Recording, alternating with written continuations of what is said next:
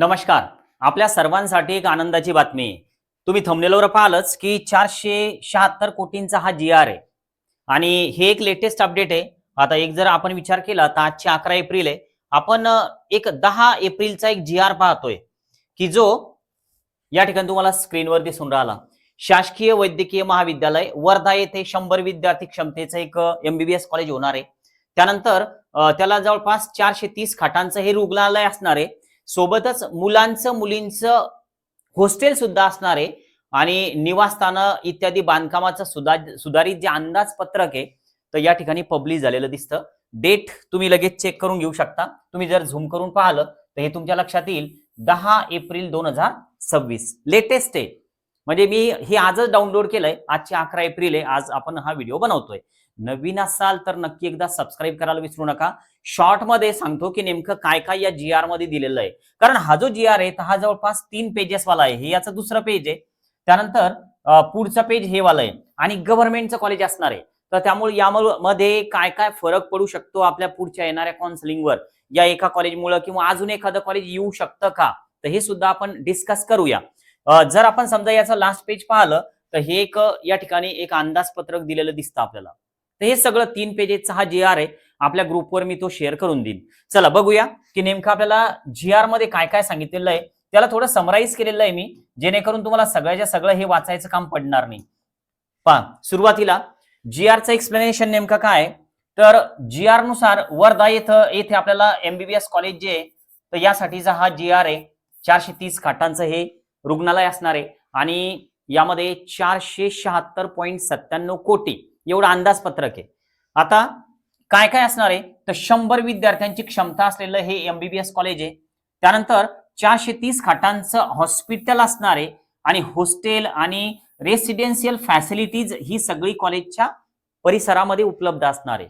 म्हणजे जसं समजा जीएमसी असतात आजूबाजूचे, तर त्याच टाईपचं हे जे कॉलेज आहे गव्हर्नमेंटचं, की जिथं फी स्ट्रक्चर कमी लागतं, तर त्या पद्धतीचं हे कॉलेज आणि त्या संबंधीचा हा लेटेस्ट जी-आर.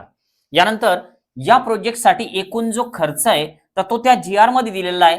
476.97 कोटी रुपये मंजूर करण्यात आलेले आहेत. थोडक्यात हे पण वाक्य महत्वाचं आहे. हे मंजूर झालेले आहे. म्हणजे थोडक्यात प्रोजेक्ट आता ऑफिशियली पुढे जात आहे. म्हणजे लवकरच हा प्रोजेक्ट सुरू होईल आणि लवकरच कॉलेज सुरू होण्याचे जास्त चान्सेस आहे. अजून काय या जी-आर नुसार आपल्याला पाहता येईल. तुम्हाला जर जिजाऊ अकॅडमी जॉईन करायचं असेल पेड काउन्सिलिंग, तर नक्की एक मेसेज करा व्हॉट्सअपला, तुम्हाला रिप्लाय दिला जाईल.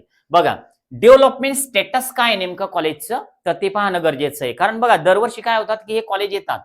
महाराष्ट्रामध्ये नंबर ऑफ कॉलेजेस हे वाढून राहिले. मागच्या वर्षी सुद्धा कॉलेज आलेत, प्रायव्हेट सुद्धा आले, गव्हर्नमेंट सुद्धा आले. तसं आता यावर्षी ही नेमकी सुरुवात झालेली आहे. नवीन नवीन अपडेट येतच राहतात. तर त्यामुळे एकदा व्हिडिओला लाईक करा आणि सबस्क्राईब करायला विसरू नका, म्हणजे पुढचे अपडेट तुमच्यापर्यंत पोहोचतील. याची कुठलीही फीज त्या ग्रुपवर, म्हणजे पब्लिक जो ग्रुप आहे तर तिथं चार्ज केली जात नाही. हे सगळे अपडेट फ्रीली शेअर केले जातात. फक्त 1 to 1 काउन्सिलिंग मध्ये कॉलवर बोलणं वगैरे हे सगळं आमची टीम करते, तर तो एक वेगळा ग्रुप असतो. बघा, आता डेव्हलपमेंट स्टेटस नेमकं काय, सध्या हे कॉलेज हिंगणघाट वर्धा, हे हिंगणघाटला, आता वर्ध्याला जर का आपण पाहिलं तर दत्ता मेघे, तर हे जे कॉलेज आहे डीम्ड युनिव्हर्सिटी, तर हे अगोदरच आहे. तर हे आपल्याला माहिती असायला पाहिजे. डीम्ड युनिव्हर्सिटीमध्ये येत आहे. त्यानंतर महात्मा गांधी इन्स्टिट्यूट, तर हे एक कॉलेज आहे तिकडं, तर गव्हर्नमेंटमध्ये येणार. ठीक आहे. आता या कॉलेजचं डेव्हलपमेंट स्टेटस नेमकं काय, तर हिंगणघाटला हे कॉलेज आहे वर्ध्याला. त्यानंतर बिल्डिंग, हॉस्पिटल, इन्फ्रास्ट्रक्चर ही जी कामं आहे, हे पब्लिक वर्कचं डिपार्टमेंट जे आहे तर हे सगळं त्या ठिकाणी केलं जाणार आहे. म्हणजेच ग्राउंड वर्क सुरू आहे. तर हे आपल्याला या जी-आर नुसार माहिती मिळते. आता पुढचं काय, या नवीन कॉलेजचे फायदे नेमके कोणते होणार आहे, तर हे आपण एकदा चेक करूया. तर आता हे काय दिलेलं आहे, या नवीन कॉलेजमुळे कोणते फायदे होतील. नंबर पहिला फायदा काय, नीट मध्ये कट ऑफ थोडा कमी होण्याची शक्यता, यावर थोडं फोकस करा. बघा काय असतं, एखाद्या वेळेस काय होतं की जे कॉलेज आहे येणार तर ते पहिल्या राऊंडला येत नाही, दुसऱ्या राऊंडला सुद्धा परमिशन त्याला मिळत नाही, तिसऱ्या राऊंडला सुद्धा मिळत नाही. अशा वेळेस काय होतं, पहिल्या राऊंड मध्ये, दुसऱ्या राऊंड मध्ये, तिसऱ्या राऊंड मध्ये जे मुलं कुठेतरी जॉईन झालेले आहेत, एमबीबीएस म्हणा, बीडीएस म्हणा किंवा बीएमएस म्हणा, तर ते चौथ्या राऊंड साठी डिस्क्वालिफाईड होतात. आणि नंतर मग जर चौथ्या राऊंड मध्ये असं कॉलेज आलं तर याचा कट ऑफ थोडा ड्रॉप होऊ शकतो. म्हणजे एकदमच एक 5-6 मार्क कमी होतील असा पण विषय नाही. थोडाफार रँकमध्ये फरक पडू शकतो. तुमच्या सोबत काही फ्रॉड होऊ नये, की मी त्या कॉलेजमध्ये तुम्हाला सीट मिळवून देतो. गव्हर्नमेंट कॉलेज आहे, मॅनेजमेंट कोटा नसतो, तर त्यामुळे या गोष्टीवर थोडं फोकस करा. आता यानंतर सरकारी सीट वाढणार आहे, तर हे या कॉलेजचं दुसरं बेनिफिट असणार आहे. नवीन कॉलेजमधून आपल्याला काय-काय फायदे मिळतील. कट ऑफमध्ये थोडा इफेक्ट होईल, सरकारी सीट्स वाढतील, थोडक्यात कमी फीजवाले कॉलेज वाढतील आता. अगोदर 42 आहे, हे जर आलं तर 43 होऊन जातील. अजून काही येतील का? तर ते आपण पुढं मधून-मधून अपडेट देत जाऊ. यानंतर नंबर 3, विदर्भामधील विद्यार्थ्यांना हे एक जवळचं शिक्षण देणारं कॉलेज ठरू शकतं. जसं नागपूर आहे समजा, तसं एक वर्ध्याला सुद्धा कॉलेज होईल, की ज्यामध्ये एक गव्हर्नमेंट जीएमसी अकोला आहे. तर त्यामुळे हे एक फायद्याचं आहे विदर्भवाल्यांसाठी. आता म्हणजे थोडक्यात काय तर एमबीबीएस करणाऱ्यांचं स्वप्न आता आणखीन थोडं सोपं होऊ शकतं. एकदम सोपं नाही, थोडं सोपं होऊ शकतं.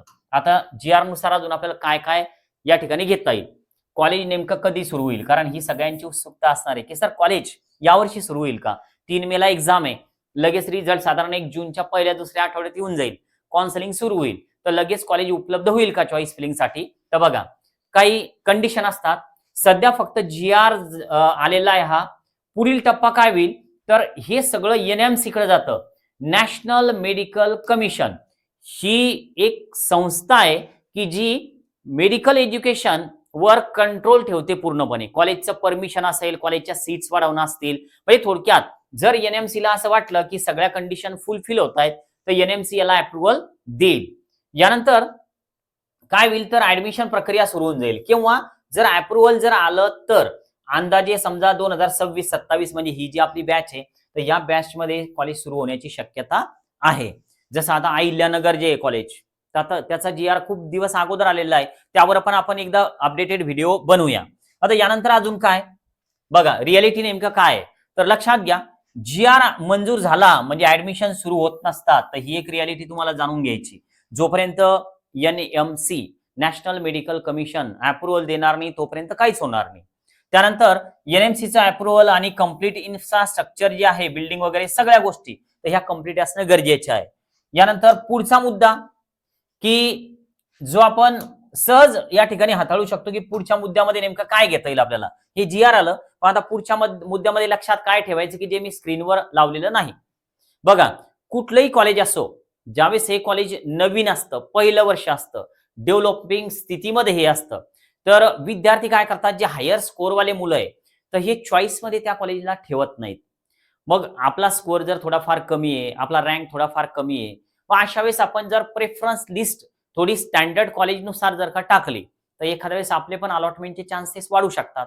100% मिळतं असं नाही, पण मेरिटनुसार ऍडमिशन होतात. आपली चान्सेस वाढण्याची जी स्थिती आहे, तर ती वाढू शकते. तर त्यामुळे कुठल्या तरी एखाद्या काउन्सिलरच्या माध्यमातूनच पुढच्या प्रक्रिया सगळ्या करा. जर तुम्ही स्वतः जर सगळ्या गोष्टी जाणून घेऊन जर करत असाल, तर नो प्रॉब्लेम. पण खूप किचकट प्रक्रिया आहे, आपल्याला यातून जाता येणार नाही असं जर तुम्हाला वाटत असेल, आपल्या पोरीचं नुकसान होऊ शकतं असं वाटत असेल, तर नक्की कुठेतरी जॉइन व्हा. डॉक्युमेंट्स असतील, पुढच्या सगळ्या गोष्टी असतील, चॉईस फिलिंगच्या लिस्ट असतील, कॉलेजचे फीज असतील, तर ह्या सगळ्या गोष्टी माहिती होणं खूप गरजेच्या असतात आणि थोड्याफार एखाद्या चुकीमुळं आपलं वर्ष वाया सुद्धा जाऊ शकतं. आज आपण थांबूया. Okay, bye.